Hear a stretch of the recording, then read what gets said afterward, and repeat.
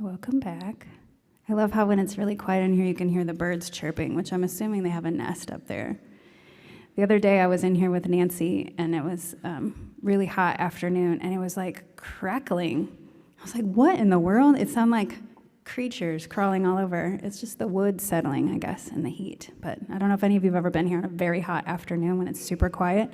It sounds like popcorn almost. It's interesting. I digress.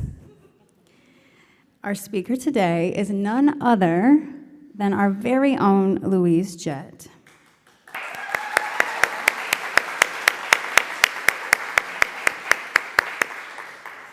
I do have more to say.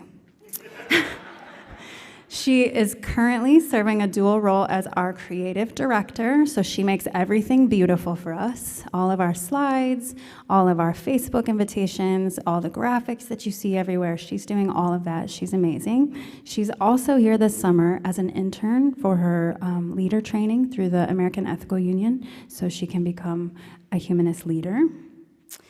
She is also a full-time faculty member at Lewis and Clark Community College. In honor of Black Music Month and the Juneteenth holiday, she is here to discuss the role in history of Black humanists and the importance of celebrating and amplifying Black voices within the modern humanist movement. Please welcome Louise Jett.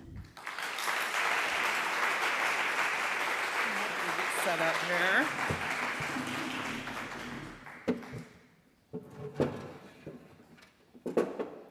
Just going to get comfortable.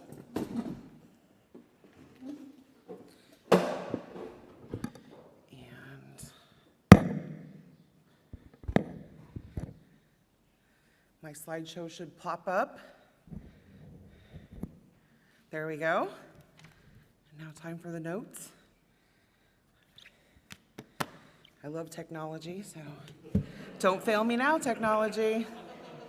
Okay. Good morning, everyone. Thank you so much for joining us. It is such an honor to be here, and I don't know any other way to say that. In honor of the Juneteenth holiday, I want to explore the connection between ethical culture and Black history. For those of you who aren't aware, the holiday commemorates June 19th, 1865, when enslaved people in Galveston, Texas, were informed of their freedom and the fact that the Civil War had ended about 2 months before then. The announcement put into effect the Emancipation Proclamation, which had been issued nearly 2.5 years earlier on January 1st, 1863, by President Abraham Lincoln. Okay. But let's go back to the beginning of the brutal form of chattel slavery that was forced on Black human beings in America. Many of you are likely familiar with the 1619 Project from the New York Times. It is an ongoing initiative that began in August 2019, and that was the 400th anniversary of the beginning of American slavery. The project has expanded to include a children's book, a book of compiled essays, and most recently, a docuseries on Hulu. I highly recommend all of it. The year 1619 represented a landmark in the long history of slavery in European colonies and the beginning stages of what would become the inexcusable institution of slavery in America.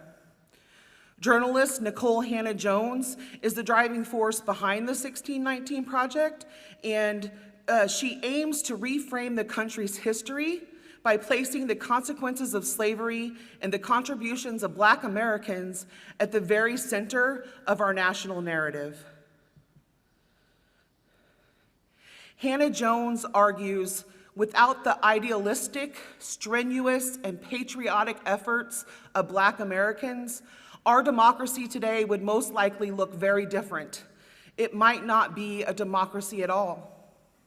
And I would argue, just as Black Americans challenged and continue to challenge our country to live up to the ideals set forth in the Constitution, they pushed and continue to push ethical culture to embody its values too.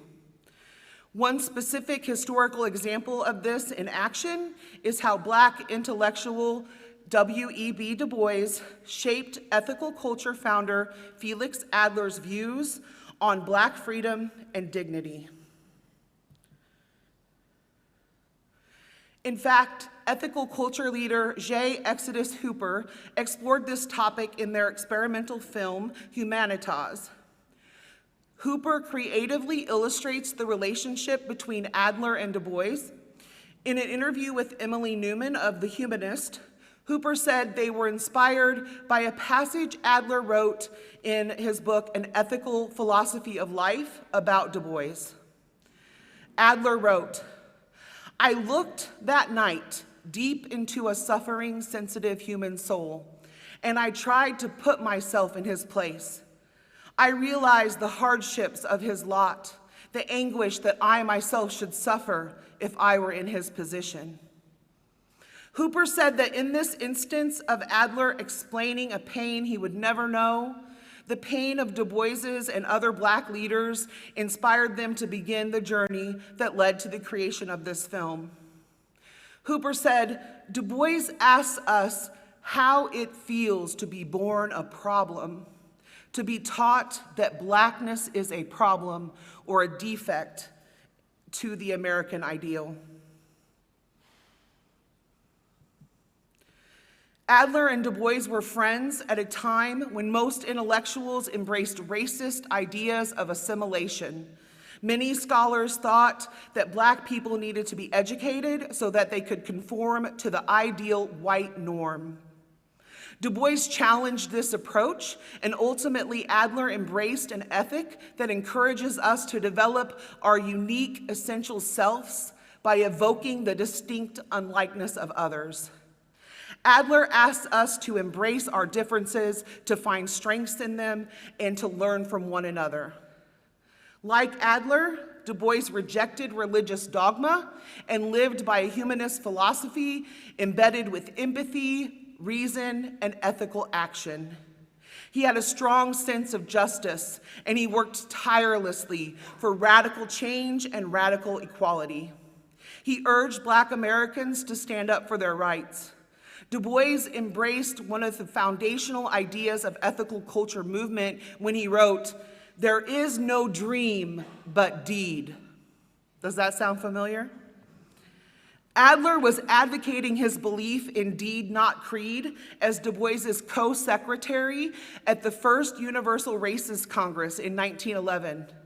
Adler presented a paper entitled "The Fundamental Principles of Interracial Ethics and Some Practical Applications of It." In the paper, he explained his vision for the organization of humanity into two parts.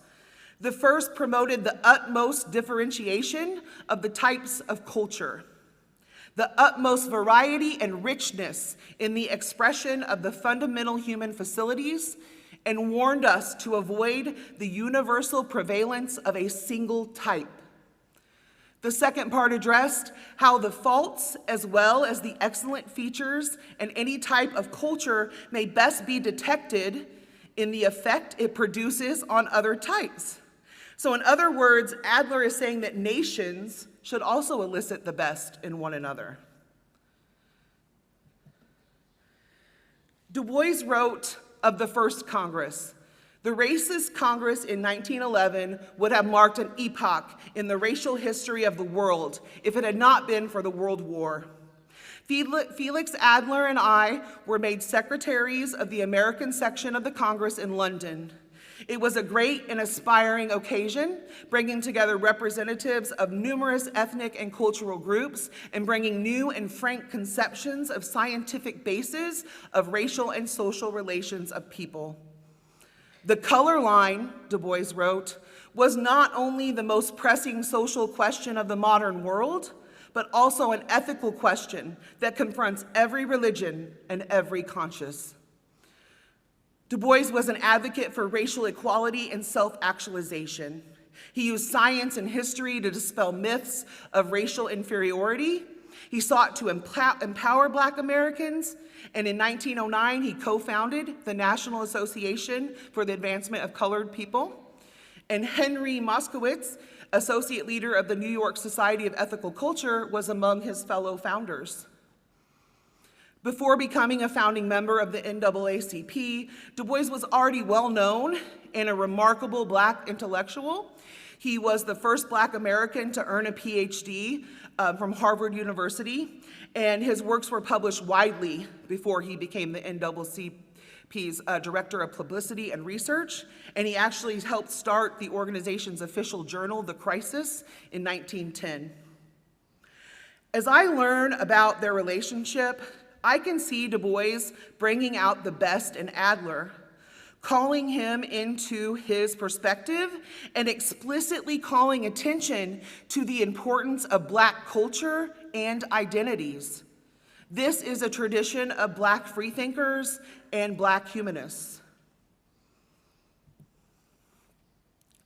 Humanist scholar Anthony B. Penn wrote that African American humanism shares the human-centered emphasis of humanism, but there's a different rationale for this position based upon various forms of oppression encountered by African Americans that were at times justified theologically.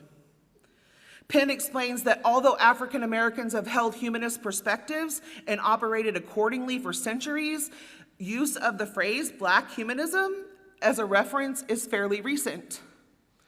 And I found a passage in Empowerment, One Denomination's Quest for Racial Justice from 1967 to 1982, and it provides the following information concerning the use of the term.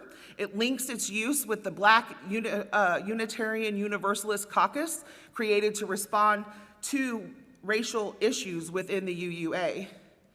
And the passage reads, Black humanists understood humanism as a process, an existential process by which one finds and lives their humanity. To be human is to direct one's own life. Therefore, Black humanism calls for a seizure of decision making and implementation for oneself. Gaining power is an essential element of humanism. The Black struggle for bodily autonomy, for racial justice, for equality, for power has shaped and continues to shape the Black humanist tradition and our society as a whole. We can see this at play in modern times and throughout history and time again. But often the contributions of Black humanists and freethinkers are totally ignored. For example, there's this myth that the accomplishments of the civil rights movement were achieved by religious and mainly Christian people, and this myth prevails. Historian Norm R. Allen pointed out that we often hear about people of traditional religions who were involved with the civil rights movement, but we hear little about the atheists, humanists, and skeptics who also championed equality. Allen argues, and I agree, that highlighting the contributions of Black humanists, both in the civil rights movement and beyond, encourages acceptance of non-believers. I would add that it also promotes ethical humanist values and paints a more accurate portrait of our nation's history. For example, A. Philip Randolph, who is a lesser-known civil rights activist and Black humanist, is credited with having the idea to orchestrate the March on Washington. Randolph was at Dr. Martin Luther King's side as he made his famous I Have a Dream speech. Randolph said, "Freedom is never granted, it is won. Justice is never given, it is exacted. Freedom and justice must be struggled for by the oppressed of all lands and races." Black humanist and civil rights activist Bayard Rustin was also an agent of change. Many historians consider him to be the chief architect of the 1963 March on Washington. He said, "My activism does not spring from being Black. The racial injustice that was present in this country during my youth was a challenge to my belief in the oneness of the human family." And he refused to accept the status quo. He confronted injustice head-on and helped to mobilize 200,000 participants at the march, which was a turning point in the civil rights movement. One has to fight for justice for all. If I do not fight bigotry wherever it is, bigotry is thereby strengthened, Rustin said. He encouraged us to be enraged by injustice, but warned us not to be destroyed by it. He said, when an individual is protesting society's refusal to acknowledge his dignity as a human being, the very act of protest confers dignity upon him. James Baldwin is another influential Black humanist and civil rights activist that you may have not heard of, but hopefully you have. Both Baldwin and Rustin were gay, and it's worth noting the intersectionality at play in their lives. Baldwin was extremely courageous to come out as gay, while Rustin was forced behind the scenes. A novelist, playwright, essayist, and poet, Baldwin wrote thoughtfully on the topic of race in America, and in 1953 he won the prestigious Guggenheim Fellowship and published his first play, The Amen Corner. And he may be best known for his books of essays, Notes of a Native Son, Nobody Knows My Name, and The Fire Next Time. James Baldwin said, words like freedom, justice, and democracy are not common concepts. On the contrary, they are rare. It takes enormous and above all individual effort to arrive at the respect for other people that those words imply. Baldwin is imploring us to treat one another with dignity and challenging us to strive for racial justice and the formation of a truly democratic society. Like so many other Black freethinkers, he understands the ethical action it takes to strive to live our values. Novelist, activist, and folklorist Zora Neale Hurston was best known for her portrayals of racial struggles in the American South. Her strong spirit of questioning and informed empathy for others was imbued with the essence of humanism. She was born to a Baptist preacher and skeptical of religion, even as a child. However, she did not wish to deny anyone else the rights to their own beliefs. She said, I would not by word or deed attempt to deprive another of the consolation religion affords. It is simply not for me.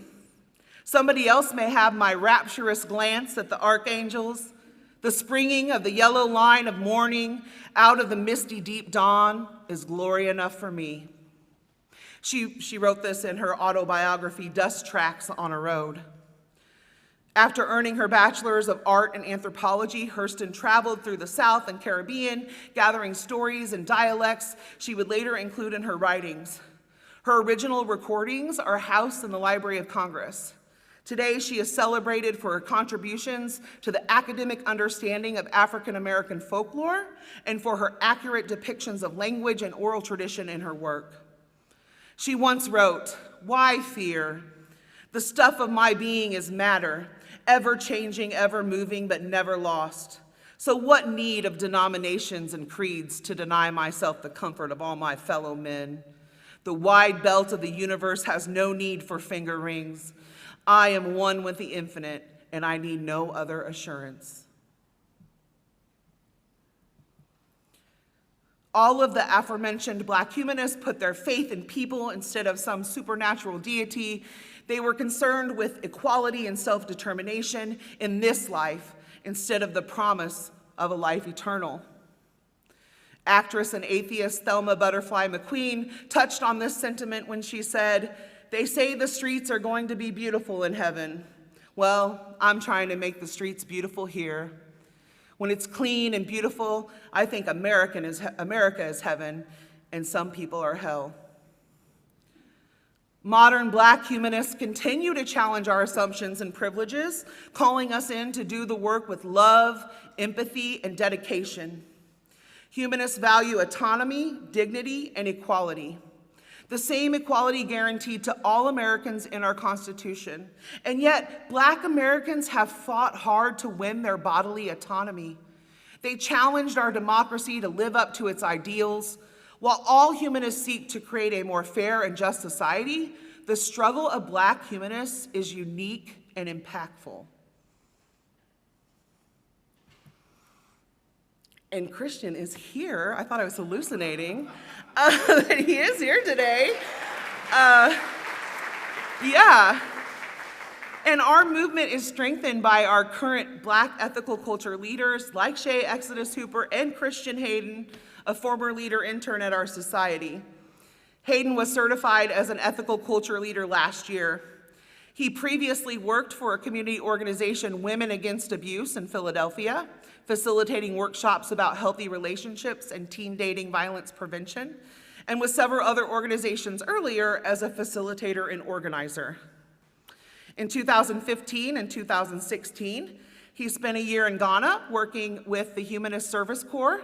He is a graduate of the College of Worcester with a major in urban studies and a minor in African studies. And I love this quote. Hayden said, "I want to be a leader that bridges the lessons of philosophy and ethical culture closer to the hearts and minds of people who attend and are invested in ethical culture. To inspire folks to be leaders in their own way, and not leading as far as being in charge or having power, but leading as in being brave enough to do what is necessary at the moment, following, listening, being graceful, and while being held accountable and challenging the status quo. I live an ethical life by trying to be reflective and concerned about my impact on the world, my impact on my community, and my impact on those closest to me." Humanism and Pan-Africanism have been pillars, twin pillars in Hayden's approach to exploring liberation and relationship. He's a talented photographer and poet, and he's been exploring the application of humanism in his photography and documentary filmmaking, and he currently lives in Philadelphia. So, long trip. Thank you for coming, Christian. Nice surprise. Dr. J. Exodus Hooper, who was mentioned earlier in the talk, earned their PhD in interdisciplinary arts from Ohio University as a performer and leader at the New York Society for Ethical Culture, and he's also clergy at the First Unitarian Society of Minneapolis. Their practice utilizes the body to decolonize humanism and facilitate Black embodied intellectual thought. Hooper's talks emphasize human freedom and interconnectedness through embodiment, intuition, creativity, and improvisation. And Hooper said, "A freethinker is the artist, an endorser of an ethical imagination who embodies logical social disruption to reclaim meaning in all for life.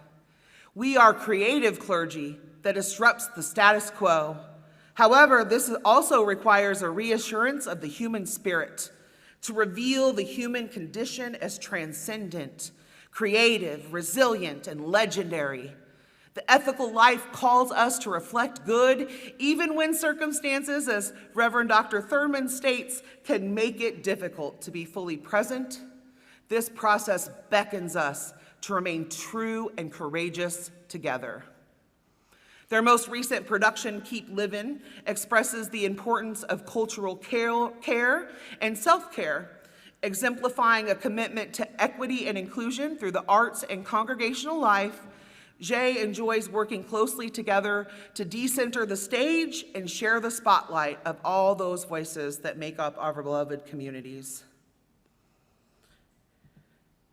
He said that these kinds of transdisciplinary approaches console and agitate communities in reimagining and reclaiming narratives that honor the inherited worth and dignity within all people. They call it a love work, and they are committed to it. Hooper said, "I find the purpose of human life is to seek out its own meaning through a critical analysis of its being, its knowing, and its lived experience. I hold these elements of human development to the premise of shaping an ethical life. As the ethical life can be understood as the me search, the we search, and research of our relationship among one's own self and toward others. Thus, ethics in a vocation of the critical social human relationship and reflection is where what love looks like in public." But besides supporting our Black leaders and learning the history of Black humanists, how else can we live up to the ethical culture tradition of amplifying Black voices and championing racial equality? How can we cultivate more friendships like those between Adler and Du Bois? Because I think it's important to do so. One way is to invite more Black people to speak to our congregations. Including more Black voices will bring diversity to our societies and strengthen our movement. Under Adler's leadership, voices of prominent civil rights leaders were amplified within our congregations, like Booker T. Washington, W.E.B. Du Bois, and James Weldon Johnson. They were all given space within ethical culture to share ideas and champion equality. We must continue this tradition. Listening to and learning from Black humanists will strengthen our movement. Instead of escaping emotional distress, we must sit with our discomfort. Humanists are brave and bold. This affirmation of bravery can allow us to withstand the discomfort needed to reconcile the white privilege of our past and learn from those different than us. When we go through the negative emotional experiences, we tend to get the greatest strengths and the greatest outcomes. In 1963, the Reverend Martin Luther King Jr. was arrested during civil rights protests in Birmingham, Alabama. On his second day in jail, he was passed a copy of the Birmingham News. It featured a full-page letter about the protest, signed by a group of white clergymen.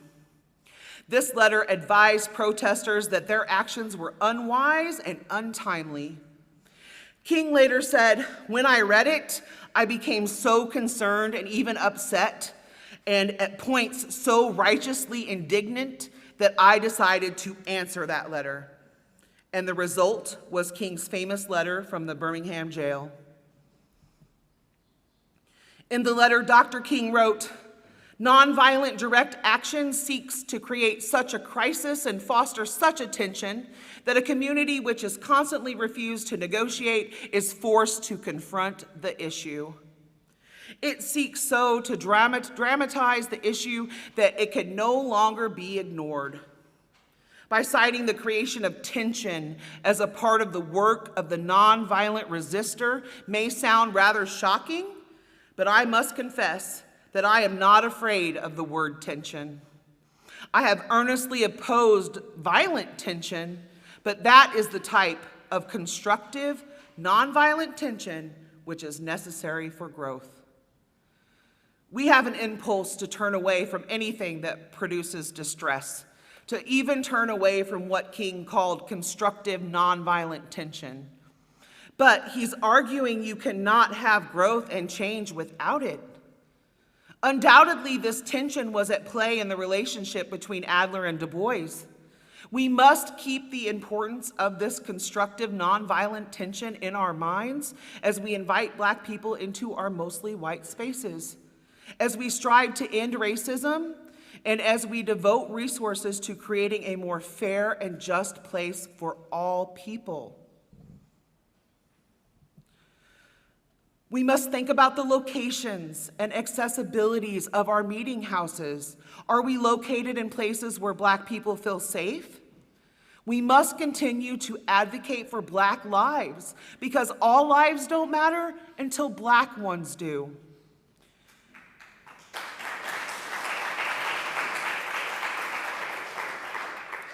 The American Ethical Union recently issued a statement condemning the combined threats of systemic racism and materialized policing in community of color. In part, the statement reads, "Human cultures and cultures of peace ascribe intrinsic worth to all people and assume all equality deserves to be treated with dignity. Such cultures reject the use of inhumane procedures and tactics in law enforcement, especially when those established procedures lead to death. It calls action. It calls us to action. It calls attention to the dangers of dehumanization and states, in a culture of violence, the first step in attacking an opponent is to dehumanize your adversary. It is easier to kill an individual when you no longer see them as a human. This dehumanization has many causes, not the least of which is systemic racism. Racism itself is an act of dehumanization. It also occurs during police training. From the beginning of their careers, police officers are trained to have a warrior mindset in which the primary goal is to not be killed or seriously injured on the job.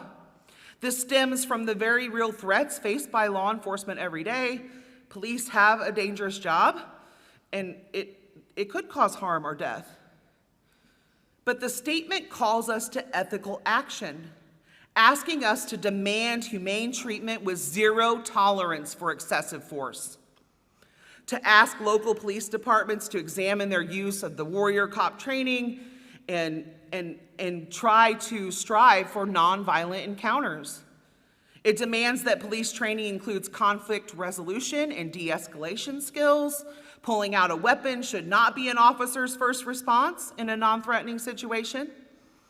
And to stand by, to witness and possibly record interactions, if we need to, for individuals who might be at risk. Our presence alone may reduce the risk of violence. That is a privilege we have.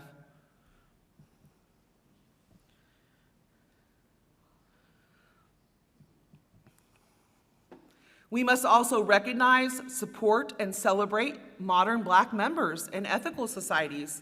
I admire Brooklyn Society for Ethical Culture member Rita Wilson. She started something called the Lucy's Children, a discussion group, in order to create a greater cross-cultural understanding. She said, one of our main objectives is to elicit the best in ourselves and in others. It's important to keep an open mind and to keep looking at people as humans rather than categorizing. But it's not easy, and we need to move beyond our indoctrinations. She started the group because white members from the Brooklyn Society kept coming up to her and asking, what is it that we can do? And she wanted to tell them, you can be of support by helping to bring attention to the matter amongst your peers, by meeting regularly to come up with ideas for creating a resolution to end racism. Brooklyn Black poet, artist, and activist and storyteller Kim Brandon calls Wilson her ethical compass.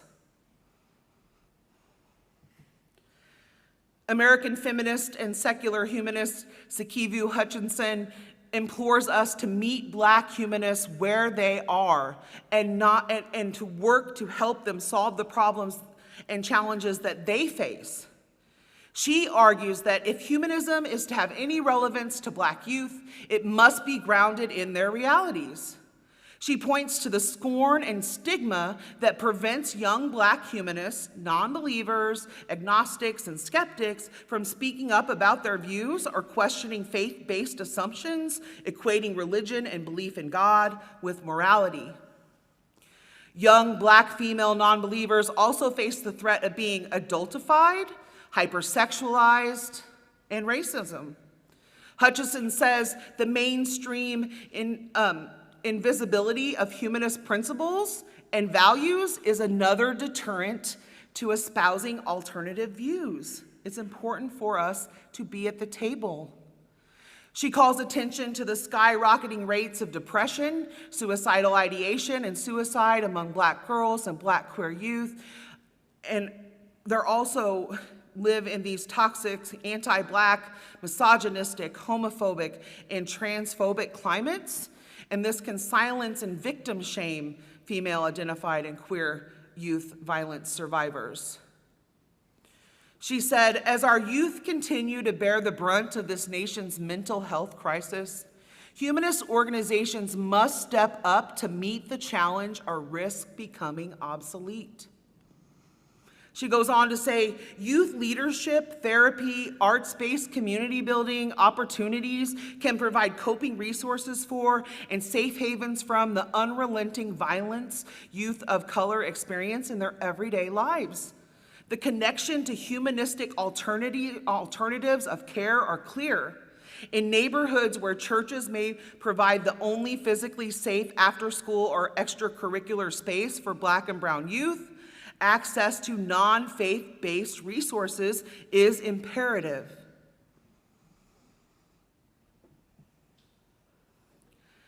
As we cultivate and create the ethical culture of the future, it is worth asking the question, what would our movement look like without the contributions of Black humanists and Black freethinkers?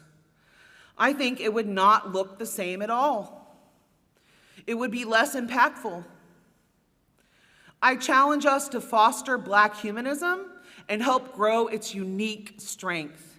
Inclusion brings diversity, and diversity is an essential, revered asset in ethical culture. And without the inclusion of Black Americans, our movement cannot survive. Thank you.